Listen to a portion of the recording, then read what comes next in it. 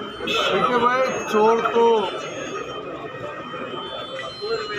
कौन नहीं, सारी दुनिया ने बेरा। मगर एक बात बताओ, छाछ तो बोले बोले छलनी भी बोले। सो चूहे खा के बिल्ली हजको चली।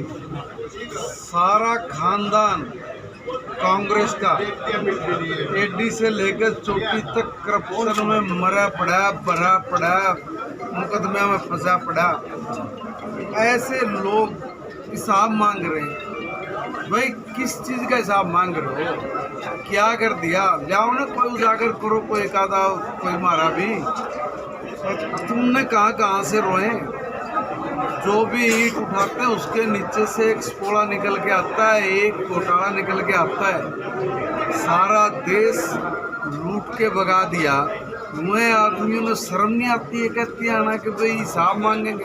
मांगो हिसाब। तुम लोग, तुमसे पहले के जितने लोग थे, हर सभा में हर जगह पे जाके जनता को बकाया कर दे।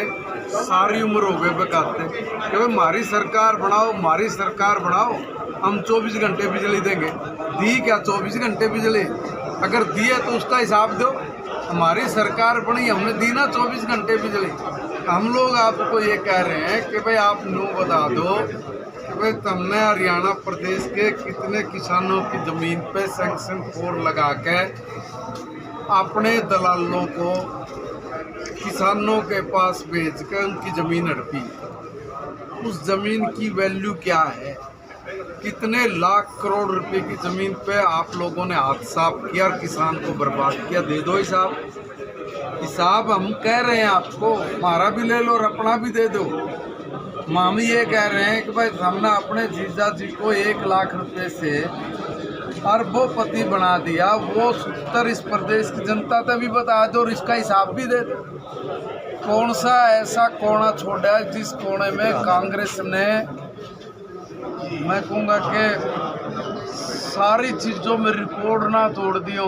चोरी करने में, डाका डालन में, दलाली करने में। अरे कहाँ से रोए? कोई एक खून तो बता दो जिस कोण में ये कांग्रेसी कहीं मुंह दिखाने के लायक हो। एक जगह तो बता दो। हमारे को कह रहे हैं कि बोले क्या डेवलपमेंट कर दिया। भाई 600 करोड़ रुपए का बजट था, सिर्फ 600 करोड़ रुपए का।